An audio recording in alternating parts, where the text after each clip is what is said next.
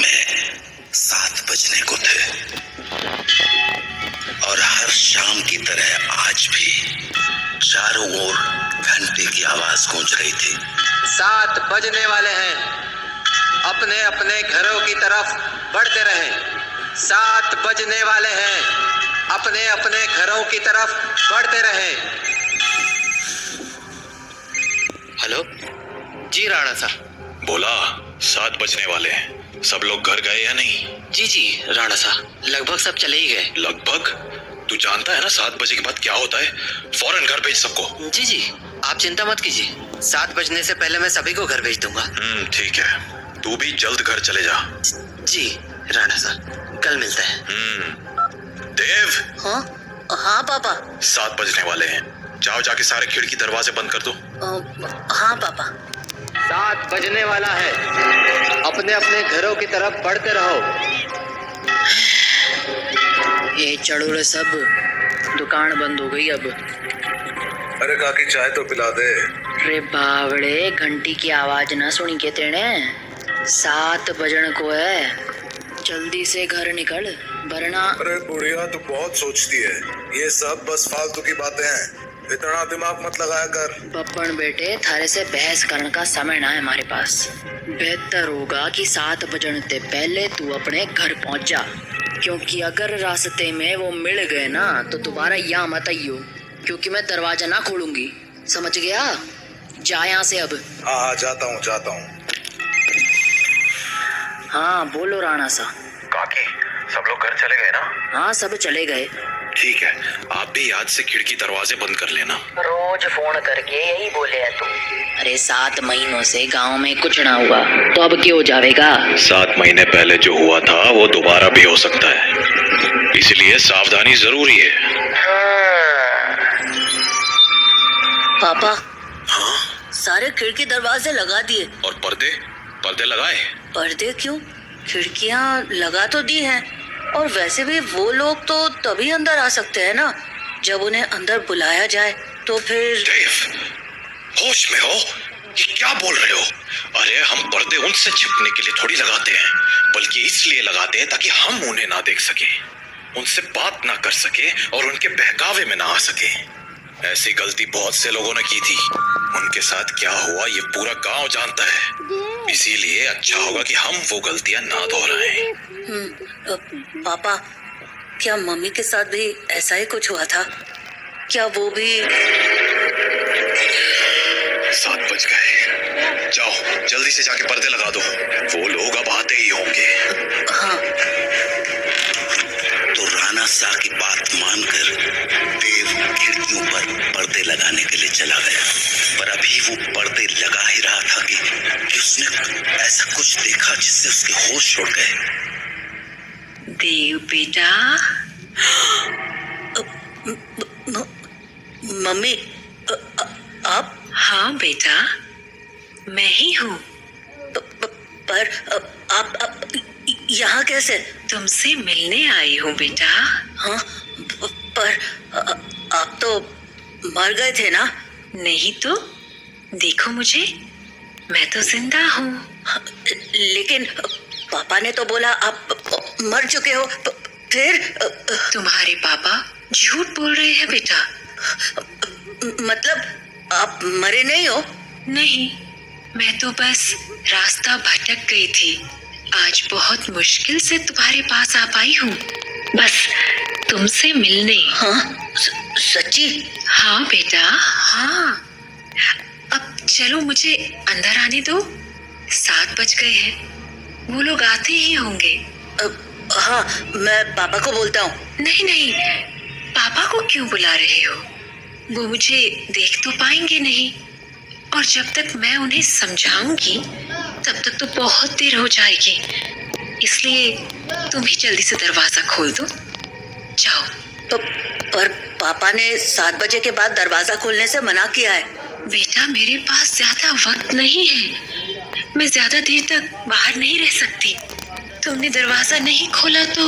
नहीं, मैं खोलता हूँ। थैंक यू बेटा। तो देव अपने घर के दरवाजे पर पहुंचा और दरवाजा खोल दिया। पर जब सामने कोई नहीं देखा तो उसने अपनी मम्मी को आवाजें लगानी शुरू की। मम्मी, मम्मी, अरे मम्मी कहाँ गई? मम्मी कहाँ हो? जल्दी आओ ना। देव, पापा। तुमने दरवाजा क्यों खोला है? देव बेटा। मम्मी। देव मम्मी को अपनी ओर आते देख ही रहा था कि तभी राणा साह ने एकदम से लाइट्स बंद कर दी और लाइट के अचानक बंद होते ही देव पीछे पलटा तो उसके सामने अंधेरे में राणा साह खड़े थे, जो देव को चुप रहने का इशारा कर रहे थे। देव बेटा, अरे कहाँ चले गए तुम?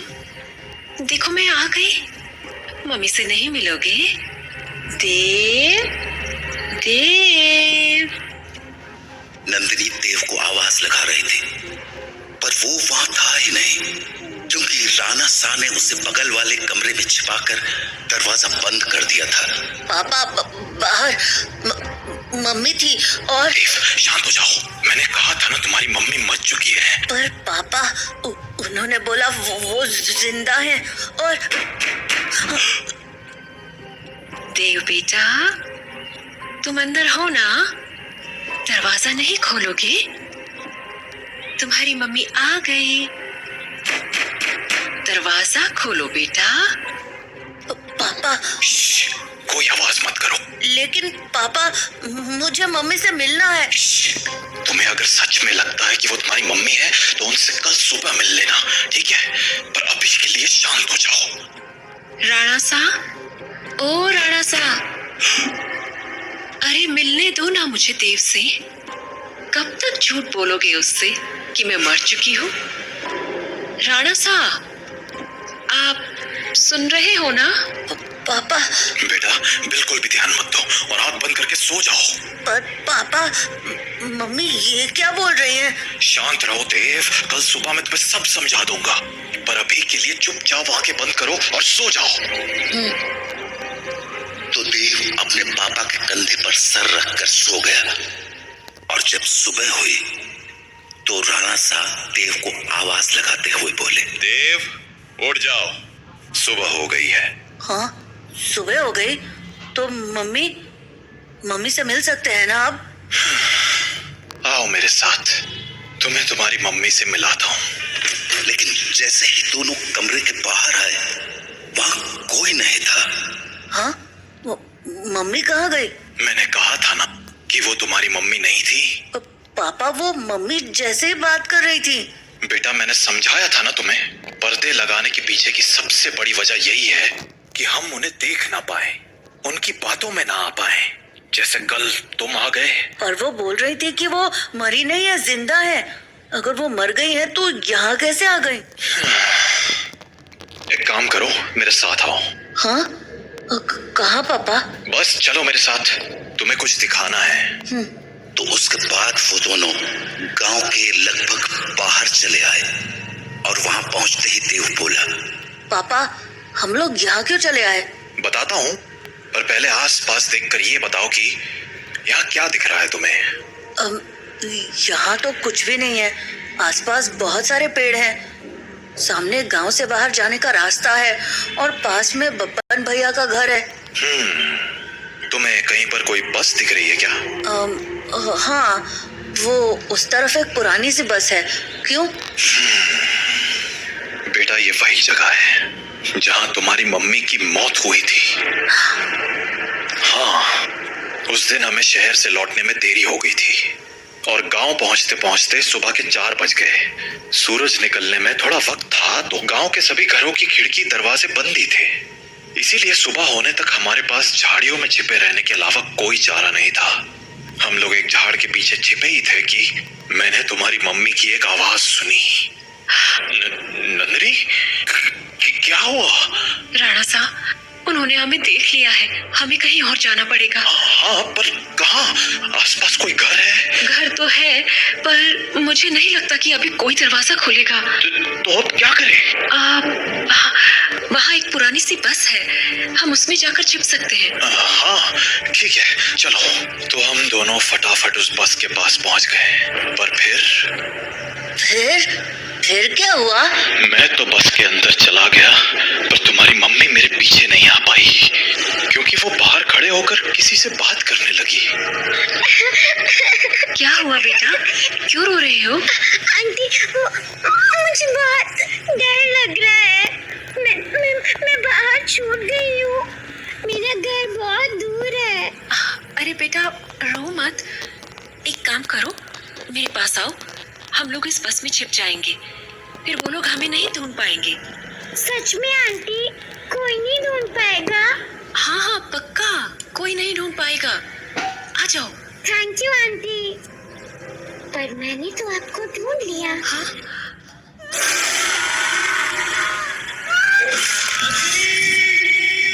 मैं नंदिनी को बचाने के लिए बस के बाहर जाने लगा, पर तब तक बहुत देर हो चुकी थी। बस को उन लोगों ने चारों तरफ से घेर लिया था। हेलो अंकल, बाहर आओ ना, खेलो हमारे साथ। और शायद मुझे देखकर हंसे जा रहे थे। हेलो अंकल, बाहर आओ ना, खेलो हमारे साथ। उन आवाजों को सुन मैं इतना घबरा गया कि अपनी जगह से हिल भी ना पाया। पर थोड़ी देर बाद वो आवाजें आनी बंद हो गई और गांव के लोगों की आवाज सुनाई देने लगी। मैं समझ गया था कि सुबह हो चुकी थी, तो मैं बस के बाहर निकलकर तुम्हारी मम्मी को आवाज लगाने लगा।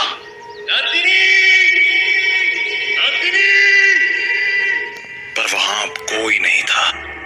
मैं कई दिनों तक उसके लौटने का इंतजार करता रहा, पर वो नहीं लौटी। फिर जब गांव वालों ने मुझे बताया कि रात 7 बजे के बाद उन बाशिंदों के साथ नंदिनी भी शिकार पर आती है, तो मुझे इस गांव का एक गहरा राज समझ आया। क्या राज? यही कि जो लोग रात को इस गांव में आते हैं वो इसी गांव के रहने वाले थे, पर उनकी मौत के बाद वो ऐसे बन गए। मतलब कल जिसे मैंने देखा वो तुम्हारी मम्मी नहीं थी बेटा, क्योंकि मरे हुए लोग वापस नहीं आया करते, इंसान बनकर तो बिल्कुल नहीं।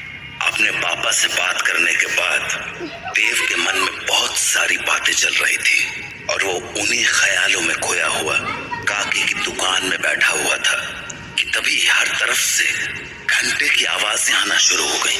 7 बजने वाला है, अपने अपने घरों की तरफ बढ़ते रहो। चलो चलो, घंटा बज गया, निकलो अपने अपने घरों को। अरे बुढ़िया, तू फिर शुरू हो गई। बोला था ना ये सब फालतू की बातें। अरे बावड़े, दिमाग फिर गया है क्या तारा? जानता है ना, 7 बजे के बाद बाहर के हुए है, कच्चा चबा जावेंगे वो बाशिंदे। अच्छा, और तुझे कैसे पता कि वो कच्चा चबा जावेंगे? क्योंकि आज तक जो भी रात को बाहर रुका है वो मारा ही गया है। अच्छा, फिर थारा राणा सा कैसे बच गया? हाँ, वो भी तो फंसा था ना रात को अपनी लुगाई के साथ। मैंने बोला ना, थारी फालतू बातें सुनने के लिए हमारे पास टेम ना है। जा निकल अब यहाँ से। हाँ जाता हूँ। इतना कहकर बब्बन वहां से चला गया, पर बब्बन की बात ने देव का ध्यान जरूर खींच लिया था। तो वो भी अब ये सोचने लगा था कि उस रात उसकी मम्मी तो मर गई, पर पापा कैसे बच गए। वो ये सब बातें सोच ही रहा था कि तभी काकी बोली, अरे छोरे, हाँ बात ना सुनी क्या तूने हमारी? बोला ना घर निकल। जी काकी। तो देव हड़बड़ाता हुआ काकी की दुकान से बाहर निकल आया। वो घर के लिए निकलने ही वाला था कि उसके मन में एक और ख्याल आया और वो सीधा बब्बन के पीछे चल पड़ा। बब्बन भैया। हाँ?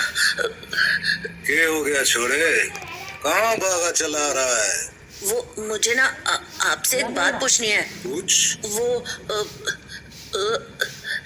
अरे जल्दी बोल, पता है ना 7 बजने को है। तू घर नहीं पहुंचा तो थारा बाप सर पीट लेगा। वो आप वहाँ काकी को बोल रहे थे ना कि एक रात मेरे पापा और मम्मी बाहर रह गए थे और मम्मी को तो उन लोगों ने मार दिया था और पापा किसी तरह बच गए। फिर तुम्हारे पास मारी ही बात दोहराने आया है के? जल्दी पूछना के पूछने तने। नहीं, मैं ये बोल रहा था कि आपका भी घर उसी टूटी फूटी बस के पास है ना? हाँ तो आपने कुछ देखा था क्या? कमाल है, बाप अंधा कानून और बेटा सरलॉक। हाँ देखा था, सब देखा था। कैसे उन बाशिंदों ने थारी माँ को नोच खाया था। खाना तो वो थारे बाप को भी चाहते थे, और थारा बाप साला बस में छिपा बैठा था, और वो लोग न जाने क्यों अंदर ना जा पा रहे थे। वो सारे लोग सूरज निकलने तक बस को घेरे खड़े थे।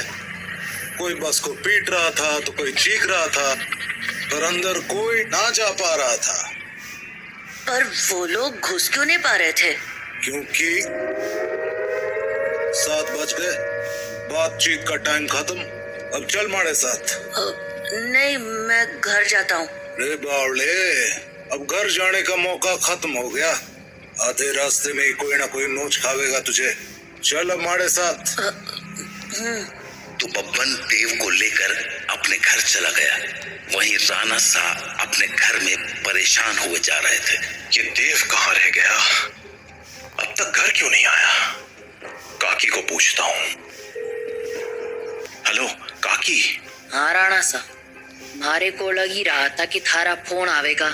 सब लोग जा चुके हैं और दरवाजे खिड़कियां भी लगा ली हैं मैंने, इसलिए चिंता मत। काकी देव है क्या वहाँ?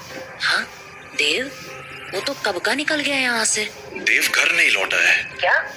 तुम एक काम करो सा, बाकी लोगों को फोन करके पूछ ले, क्या पता देव किसी के यहाँ रुक गया हो। ठीक है। जहाँ राणा सा देव को हर जगह ढूंढे जा रहे थे, वहीं देव बब्बन के साथ उसके घर चला आया था। तो अभी वो दोनों साथ में बैठे ही थे कि देव को बाहर से एक जानी पहचानी आवाज सुनाई पड़ी। बब्बन, ओ बब्बन, देख मैं आ गई। ये तो मेरी मम्मी की आवाज है। सही पहचाना छोड़े, तारी मम्मी ही है बाहर। अब एक काम कर, यहीं रुक और यहाँ से तमाशा देख। तो बब्बन खिड़की के पास गया और पर्दे हटा दिए। हाँ चोरी, बुला रही थी ना मने, ले देख मैं आ गया। कितना इंतजार कराता है तू। इंतजार? अरे अभी तो आई तू। मैं तो रोज ही आती हूँ, तू मुझसे कभी मिलता ही नहीं। अरे थारे से तो रोज बात करूँ हूँ मैं। हाँ, पर मिलने का मतलब बस बात करना थोड़ी होता है, करीब भी तो आना होता है ना। अच्छा, मारे करीब आना चाहता ने? और नहीं तो क्या, खोल ना दरवाजा। कमाल है छोरी, तू भी अपने राणा सा को इतनी जल्दी भूल गई। जो राणा सा देखेंगे नहीं, वो उन्हें पता कैसे चलेगा। कमाल है तू भी। वैसे थारे बेटे का क्या, वो तो देख सके है ना? ओफो बब्बन, तू भी ये क्या बातें करने लगा। हम दोनों के बीच में किसी दूसरे का क्या काम। जाना, दरवाजा खोल देना, मुझे तेरे से अच्छे से मिलना है। अच्छा चल ठीक है, खोल ही देता हूँ दरवाजा अब। तो बब्बन दरवाजा खोलने जा ही रहा था कि देव बोला, बब्बन भैया दरवाजा मत खोलना, वो मेरी मम्मी नहीं है। अरे यो बात तो मने भी पता है, यो थारी माँ तो अब बिल्कुल ना रही। अरे बब्बन भैया, मैं सच कह रहा हूँ, वो इंसान नहीं है। वो इंसान है या नहीं, ये तुझे अभी पता चल जाएगा, तू बस देखता जा। तो इतना कहकर बब्बन ने दरवाजा खोल दिया और सामने खड़ी नंदिनी से बोला, हाँ छोरी, मिलना था ना तने मारे से, आजा अंदर आजा। बब्बन की बात सुनकर देव की तो होश ही उड़ गए, पर तभी कुछ अजीब हुआ। उसने देखा कि उसकी मम्मी दरवाजे पर तो खड़ी थी, पर दरवाजे से अंदर नहीं आ रही थी। क्या हो गया, रुक क्यों गई? आजा अंदर। नंदिनी कुछ देर तो वैसे ही खड़ी रही, पर फिर बोली, तू बाहर क्यों नहीं आ जाता बब्बन, मैं तुमसे यही मिल लूंगी। अरे अभी तो अंदर बुलाने को कह रही थी, अब बाहर बुला रही। पर उसने नंदिनी की बातों पर ध्यान न देते हुए बब्बन से पूछा, बब्बन भैया दरवाजा तो खुला है, और आपने मम्मी को अंदर आने को भी बोल दिया है। फिर वो अंदर क्यों नहीं आ रही हैं? और ये बच्चे भी बाहर ही खड़े हैं, क्यों? समझदार लगे तू, सही सवाल पूछना जाने। हाँ, मतलब यो कि जिस रात मैंने थारी माँ को मरते हुए देखा, उस रात मैं भी यही सोच रहा था कि आखिर इन बाशिंदों ने थारे बाप को क्यों नहीं मारा, वो बस के अंदर क्यों ना गए। तो अगली सुबह मैं बस के अंदर गया, ये देखने कि आखिर वहां ऐसा था क्या जिसने उन बाशिंदों को रोक दिया था। पहले तो मुझे कुछ समझ नहीं आया, पर फिर मुझे जवाब मिल गया। क्या जवाब? वो देख, हाँ, यो है रुद्राक्ष की माला। यही वो चीज थी जिसने थारे बाप की जान बचाई थी। बस के अंदर यही लटकी हुई थी। मुझे इसके पीछे की वजह तो ना मालूम है, पर इतना जरूर पता है कि इस रुद्राक्ष की माला को दरवाजे पे टांग दो तो ये साले चाके भी घर के अंदर नहीं घुस पाएंगे। सच में? और नहीं तो क्या। तो आपको पक्का पता है कि ये इसी रुद्राक्ष के कारण अंदर नहीं आते हैं? रुद्राक्ष उतार के दिखाऊं? देखेगा क्या होता है? हाँ? नहीं नहीं नहीं। छोरे, यो कोई पहली बार नहीं कराया मैंने। सारी जांच करने के बाद ही अपने दरवाजे पे टांगा है इस रुद्राक्ष को, समझ गया? ये ले, तारे बाप ने फोन मिला दिया। हेलो, हाँ राणा सा, हाँ हाँ, चिंता ना करो, थारा छोरा हमारे पास ही है और पूरी तरह सुरक्षित है। चलो, शुभ रात्रि।